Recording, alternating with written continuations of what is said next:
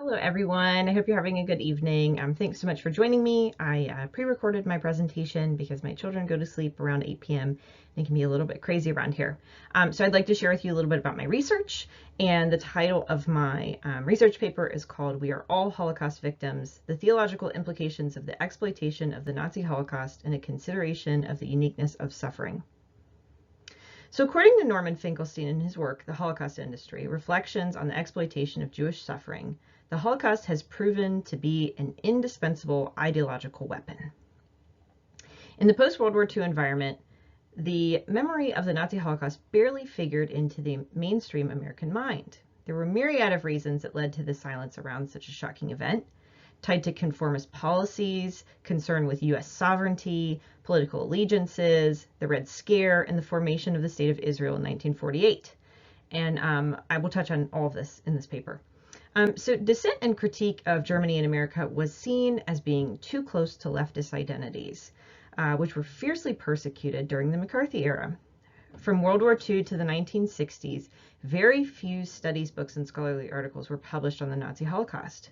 But what led to the about-face, where the specter of the Holocaust has seized the American imagination and is now summoned frequently as a terrifying analogy? Why does America, which has nothing to do with the Nazi Holocaust, have multiple museums dedicated to it when the United States famously turned ships of refugees away? The Holocaust has gripped the American mind and has become an event that has been described as unique, unnoble, characterized solely by silence. Yet at the same time the Nazi Holocaust was occurring, America dropped 2 atomic bombs on Nagasaki and Hiroshima, indiscriminately killing hundreds of thousands of innocent civilians. Similarly, there have been countless genocidal events throughout history, including American slavery and the barbaric European colonial occupations throughout Africa and South America, the killing squads of Central America, of which America had a hand in, to the American sanctions in Iran that directly killed millions of people through starvation. Additionally, millions of innocent people died in China during World War II due to Japanese occupation, and several decades later in the killing fields of the Khmer Rouge of Cambodia. History is drenched in innocent blood. I could go on, but I'm not going to belabor the point here. What makes the Holocaust utterly unique among countless genocidal events? So in this essay, I will attempt to answer the question of why and how the Holocaust has come to be considered as unique by exploring the exploitation of the narrative of the Holocaust for personal, political, and monetary gain, specifically through the work of Norman Finkelstein's book, The Holocaust Industry, as you can see on this slide. And that's a picture of Norman Finkelstein as well. This work will examine the formation of the nation of Israel, identity politics, and Jewish uniqueness post-Holocaust. Finally, I will explore the theological implications of suffering and how one's group could ever be considered sui generis. It's worth noting here, in reference to this work, that Finkelstein is an anti-Israel leftist and is at times quite the incendiary figure, as you're going to see in some of the quotes I present. This work will at times appear to be one-sided, maybe a little harsh, of which Finkelstein's work truly is. It's scathing. But this is an exploratory work that aims to better understand Finkelstein's stance on the topic and to identify complementary theological understandings on human suffering. So according to Finkelstein, speaking of his mother, who was a Holocaust survivor, in the face of the sufferings of African Americans, Vietnamese, and Palestinians, my mother's credo always was, we are all Holocaust victims. So first, to kind of set the tone for a post-Holocaust world, specifically in America, I want to pull from Samantha Power's book called A Problem from Hell. It is an absolute authority text on genocide and America's historic, political, cultural, etc. Reactions and interactions with the idea of genocide. So this book, A Problem from Hell, traces America's reticence to publicly condemn genocide. When considering the context of genocide, it is important to remember that it has a more modern connotation, culminating with the Convention on the Prevention and Punishment of the Crime of Genocide of 1948. So this is a United Nations convention. This convention of countries came together to define and condemn the act of genocide in the wake of World War II. It is absolutely critical to know in this conversation that America did not ratify this until 1988 under Ronald Reagan. So 40 years went by before that was ratified. So I will quote Power at length here because really, I mean, I can't do it any better than she does. And she provides an incredible summation of the American view of the Holocaust and the stunning disbelief that such atrocities could occur. So reading directly from Power. The Allies' suppression of the truth about Hitler's final solution has been the subject of a great deal of historical scholarship. Intelligence on Hitler's extermination was plentiful in both classified and open sources. The United States maintained embassies in Berlin until December 1941, in Budapest and Bucharest until January 1942, and in Vichy, France until late 1942. The British used sophisticated decryption technology to intercept German communications. The major Jewish organizations had representatives in Geneva who relayed vivid and numerous refugee reports through Stephen Wise, the president of the World Jewish Congress, and others. In July 1942, Gerhard Reidner, the WJC, World Jewish Conference Geneva representative, informed the State Department of a well-placed German industrialist's report that Hitler had ordered the extermination of European Jewry by gassing. In November 1942, Rabbi Wise, who knew President Roosevelt personally, told a Washington press conference that he and the State Department had reliable information that some 2 million Jews had already been murdered. And that was 1942. So British and U.S. officials and journalists were skeptical about the veracity of unsubstantiated information. In the words of one Swiss foreign editor, we received no picture of photographic exactitude, only silhouettes. In 1944, when John Pell, the director of Roosevelt's War Refugee Board, wanted to make public the report of 2 Auschwitz escapees, Elmer Davis, the head of the U.S. Office of War Information, turned down his request. The American public would not believe such wild stories, he said, and Europeans would be so demoralized by them that their resistance would crumble. So why and how do people live in a twilight between knowing and not knowing? For starters, the threat Hitler posed to all of civilization helped overshadow his specific targeting of the Jews. Widespread anti-Semitism also contributed. It was not that readers' prejudice against Jews necessarily made them happy to hear reports of Hitler's monstrosity. Rather, their indifference to the face of Jews likely caused them to skim the stories and to focus on other aspects of the war. Others did not take the time to process the reports because they believed the Allies were doing all they could. There was no point in getting depressed about something they could not control. So the vast majority of people simply did not believe what they read. The notion of getting attacked for being rather than for doing was too discomforting and too foreign to process readily. A plot for outright annihilation had never been seen and therefore could not be imagined. The tales of German cremation factories and gas chambers sounded far-fetched. The deportation could be explained. Hitler needed Jewish slave labor for the war effort.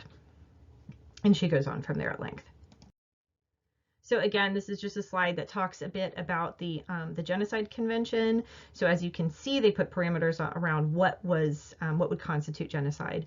And this was in 1948, so in the wake of the war. Genocide was first recognized as an international crime in 1946. And so at this point, as of May 2021, there are 152 state parties that have ratified this convention. So it is an international agreement. And as you can see, this happened in the wake of World War II.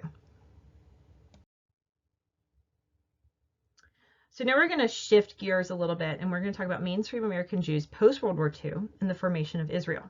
So as you can see on this slide, I have a couple of newspapers that show the formation of the State of Israel. So hold that in mind.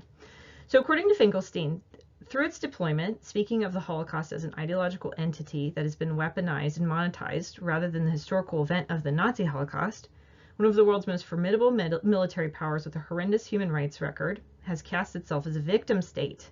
And the most successful ethnic group in the United States has likewise acquired victim status. So this is Finkelstein speaking about Israel and Jewish individuals. In the post-war period, very little was written or thought about the Holocaust. That which was written during this time found it incredibly difficult to find a platform or even be published. So it was a distinct and deliberate public silence on the event of the Holocaust, mainly due, in Finkelstein's opinion, to the conformist policies of American Jewish leadership and the political climate of a post-war America. So additionally, American Jews were hesitant to condemn Germany because West Germany became a powerful American ally in the Cold War. The leftist Jews who were opposed to this political alignment were seen as communists, which was incredibly dangerous at the time, and remembrance of the Nazi Holocaust was deemed to be a communist cause due to McCarthy's persecution. So mainstream American Jews were fearful of being seen as too sympathetic to this communist cause, and so they became more anxious to integrate themselves with U.S. ruling elites and dissociate themselves from the Jewish left. So there was one time that the Nazi Holocaust was invoked, and that was in regard to denouncing the USSR. So there's a picture of Harry Truman and Ben Gurion, the first Prime Minister of Israel. On May 14, 1948, the State of Israel was formed and was recognized by Harry Truman on the same day. So you saw that picture on the previous slide. So in response, American Jews received the news rather tepidly, as their attitude continued to be in step with U.S. political policy. America had Arab allies, and so the formation of a new state that seized Arab-held lands was a delicate political situation, which included multiple clashes like the Suez Crisis. So that's up here. Now, just a side note, the show The Crown has a really good episode that features the Suez Crisis from a British standpoint. It's really good. So America did not at first put too much emphasis on Israel, as there was concern it would alienate the allies of the region, and this support became a balancing act until the June War of 1967, which would prove to be a turning point for Israel as a nation. So you can see this down here. In Israel's sound defeat of its Arab neighbors, the United States decided to utilize Israel as a strategic asset, and Israel would become a proxy for U.S. power in the Middle East. So as Israel legitimated in American eyes, so did American Jews, as they came themselves to stand as a proxy for Israel and could now become strategic interlocutors. So that's an important shift right there. So in addition to the legitimation of Israel, Zionists began to stand up to support the existence and perceived necessity of Israel. So in the protection of this new asset, the Holocaust became an important ideological tool to be summoned and remembered seemingly on command. So after the Yom Kippur War of 1973, up here, the United States provided substantial military assistance, and public opinion was forever solidified as being in support of Israel. It is important to note the shift from near total silence on the Nazi Holocaust to the outspokenness of the Holocaust after Israel was established and dominated her Arab neighbors. So once ideologically recast, the Holocaust proved to be the perfect weapon for deflecting criticism of Israel. What deserves emphasis is that for American Jewish elites, the Holocaust performed the same function as Israel, another invaluable chip in a high-stakes power game, and that's according to Finkelstein. And so the Holocaust memory became one and the same, with the concern for the fate of Israel as a nation. So here you can see just the dramatic shift in land as Israel was formed. So this is immediately before the formation of Israel, where most is considered Palestine, to 1960 to 2017. And Trump proposed an even more consolidated teeny tiny Palestine than this in 2020. Okay, these are just a few images of the long tradition of the American Jewish left that fought alongside Martin Luther King Jr. For civil rights, also for working rights as well. And so I want you to hold that last slide in mind as we move into identity, politics, and uniqueness. So before we start this section, I just want everyone to be on the same page about the definition of identity politics. So from the Stanford Encyclopedia of Philosophy, identity politics is a laden phrase. I need you to understand that, which has come to signify a wide range of political activity and theorizing founded in the shared experience of injustice of members of a certain social group. So rather than organizing solely around belief systems, programmatic manifestos, or party affiliation, identity political formation is typically aimed to secure the political freedom or legitimate a specific constituency that is based around an identity.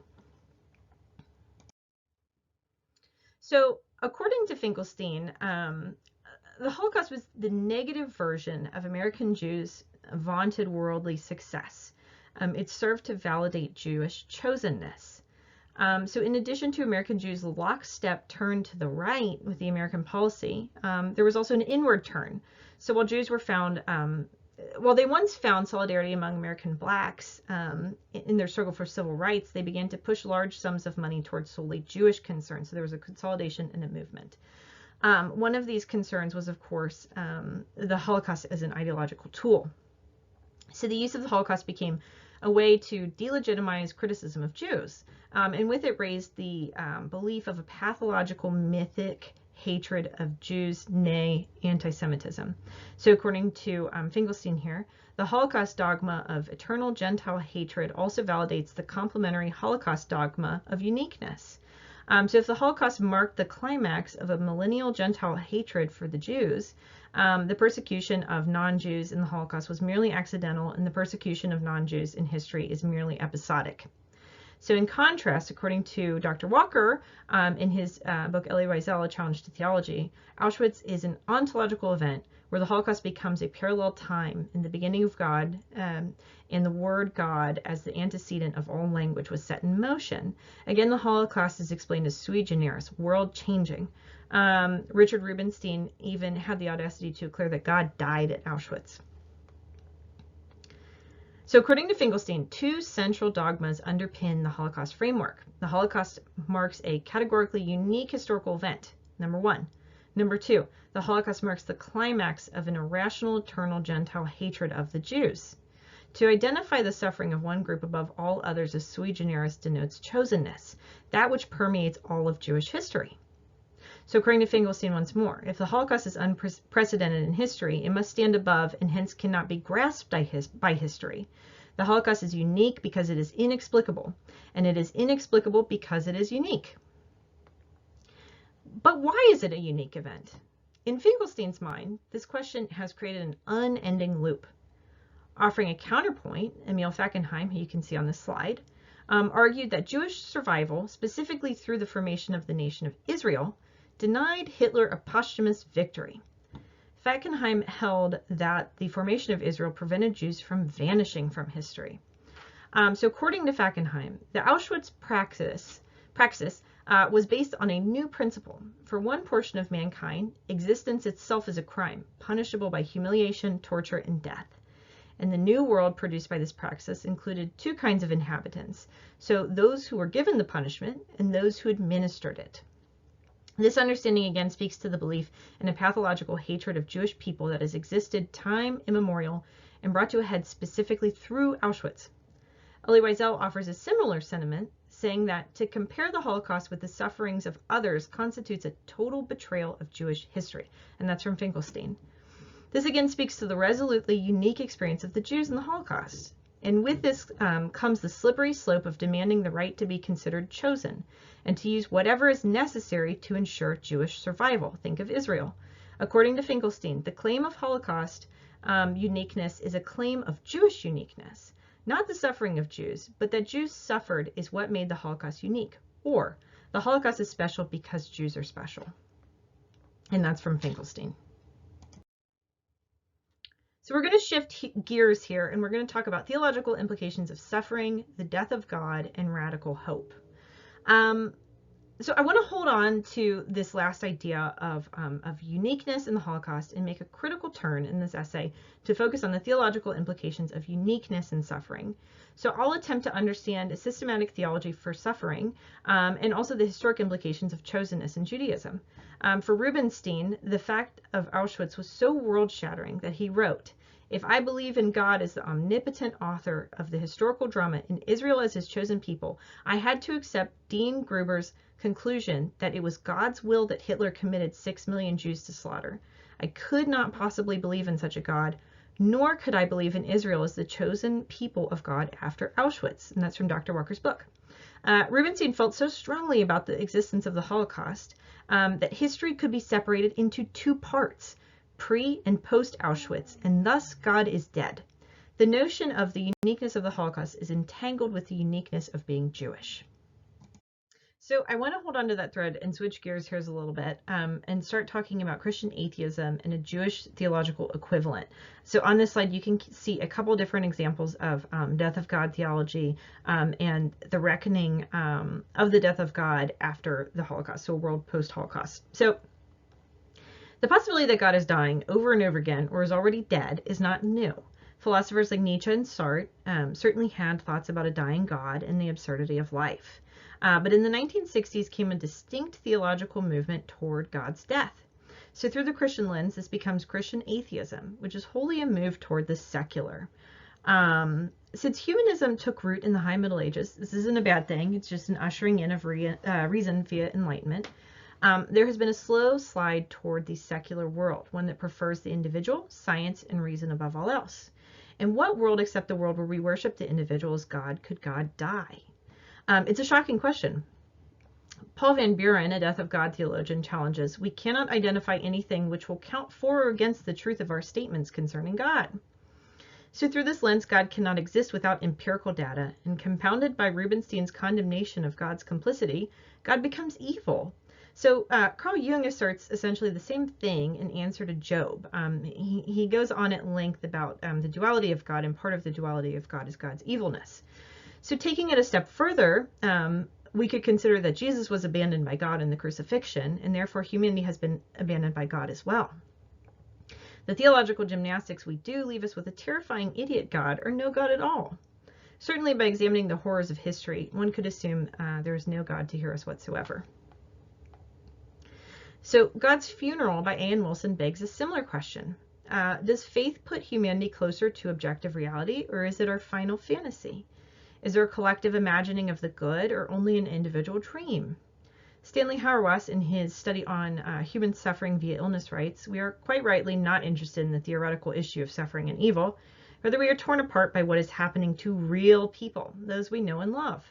So perhaps the most ostentatious aspect of suffering is that it is felt most acutely through the individual. The victims of the Holocaust were brothers, sisters, mothers, fathers. Through the experience of suffering, though the experience of suffering is not solely felt in the individual, as a collective bears the burden as well. So one can see how the long-term generational stressors of American slavery are still felt today in the Black community.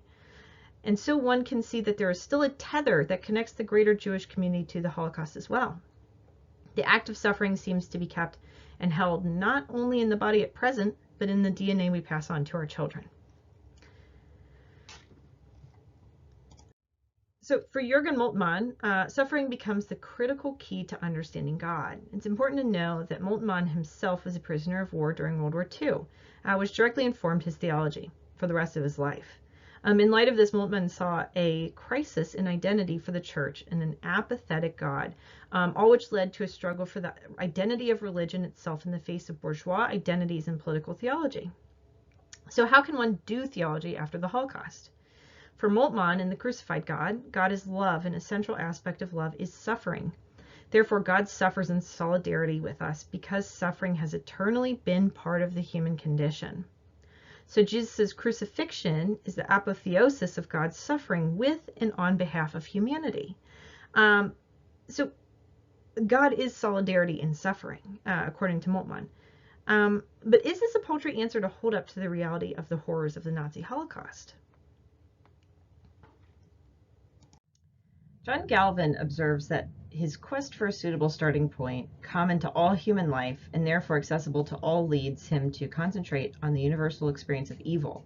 The bitter awareness of the history of the human race is a history of suffering.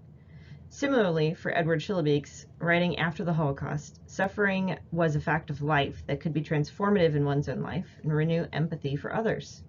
Suffering itself could be a tool. However, Schillebeeckx also concedes that many acts of suffering lack meaning or any thread of positivity. He writes, furthermore, this suffering is the alpha and omega of the whole history of mankind. It is the scarlet thread by which this historical fragment is recognizable as human history. History is an ecumene of suffering. In response to this reality of human suffering comes the radicality and bravery of hope for liberation. For Schillebeeckx, theology was to safeguard against nihilism, course-correcting toward the greater good. In his theological system, God is solely good, and no evil can be found in God. evil becomes essentially an incomprehensible mystery. So note that Schillebeeckx and Gutierrez, the liberation theologian, sharply contrast the idea of an evil God that I mentioned earlier. So what does radical hope look like in the face of suffering? Here's a quote from Hauerwas that I mentioned earlier.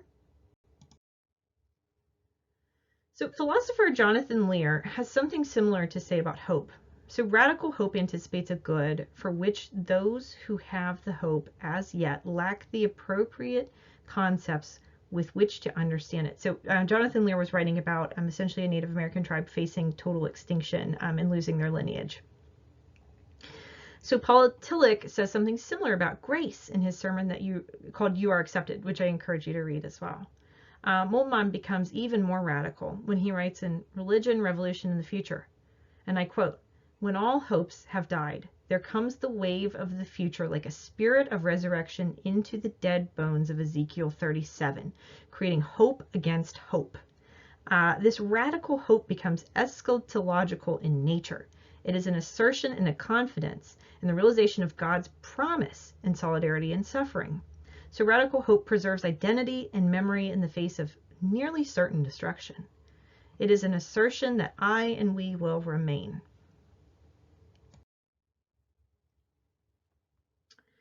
So in this work, it's been my hope that I have traced a line from Norman Finkelstein's scathing work, The Holocaust Industry, to the identity politics of Jewishness and the uniqueness of Jewish suffering, along with universal implications of suffering as well. Further, I've attempted to continue that line to the theological nature of suffering, and from there, radical hope. Theologically speaking, we understand that suffering is a core experience of the human condition. This is not to trivialize atrocities, but to understand that existence is comprised of suffering in various forms. All genocidal events contain both universal aspects, suffering and radical hope, and wholly unique qualifiers that are dependent on the individual, the community, the ethnicity, political agenda, government administration, history, etc. There's also the entanglement of communal, individual, and generational suffering that becomes unique to the individual and group experiencing the genocidal activity.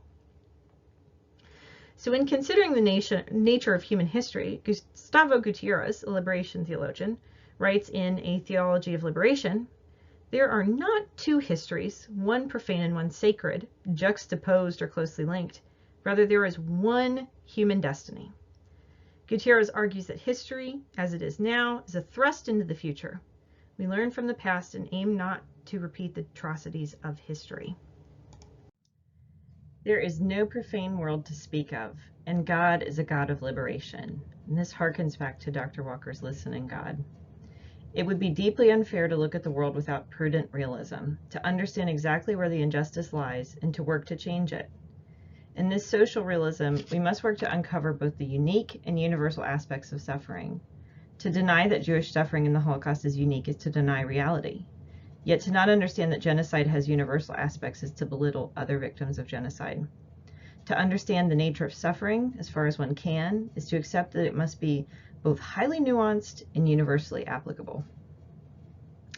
All right, that was my presentation. I hope you enjoyed it. Thanks so much. Have a good evening.